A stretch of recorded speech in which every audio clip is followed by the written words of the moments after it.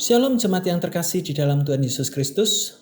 Penuntun Saat Teduh Sinode Gereja Kristen Jakarta hari ini, Sabtu 3 Juni 2023. Roh Kudus mengubahkan, Efesus pasal 4 ayat 17-24. Sebab itu kukatakan dan kutegaskan ini kepadamu di dalam Tuhan, jangan hidup lagi sama seperti orang-orang yang tidak mengenal Allah dengan pikirannya yang sia-sia dan pengertiannya yang gelap, jauh dari hidup persekutuan dengan Allah, karena kebodohan yang ada di dalam mereka dan karena kedegilan hati mereka.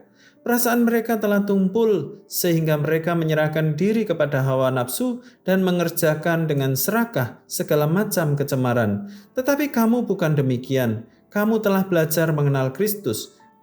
Karena kamu telah mendengar tentang Dia dan menerima pengajaran di dalam Dia menurut kebenaran yang nyata dalam Yesus, yaitu bahwa kamu berhubung dengan kehidupan kamu yang dahulu harus menanggalkan manusia lama yang menemui kebinasaannya oleh nafsunya yang menyesatkan, supaya kamu dibaharui di dalam roh dan pikiranmu dan mengenakan manusia baru yang telah diciptakan menurut kehendak Allah di dalam kebenaran dan kekudusan yang sesungguhnya. Setelah seharian keluar rumah, kita tentu segera membersihkan diri dan mengganti baju kita yang kotor dan berdebu dengan baju yang bersih dan wangi. Kita tidak dapat mengenakan baju yang kotor itu terus-menerus. Kita harus melepaskannya sehingga dapat mengenakan baju yang baru dan bersih. Hal yang sama terjadi ketika kita memutuskan untuk hidup dalam Kristus dan menjadi manusia baru. Dalam ayat 17-19 Paulus mengingatkan bahwa kehidupan yang tidak mengenal Allah hanya akan membawa pada kesesatan dan kehancuran moral. Orang yang hidup dalam cara ini mengalami kebutaan dan kekerasan hati. Namun ketika seseorang menerima Kristus sebagai Tuhan dan Juru Selamat, ia harus meninggalkan cara hidup yang lama, yang sesat, dan memperbarui hidupnya.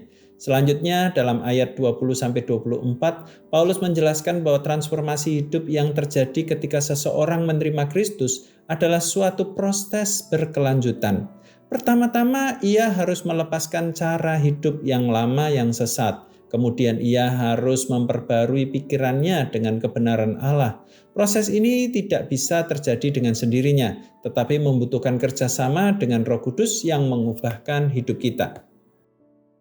Agar mengalami perubahan hidup yang sesuai dengan kehendak Allah, kita harus mengubah pola pikir dan cara hidup kita yang tidak sesuai dengan kebenaran firman Tuhan.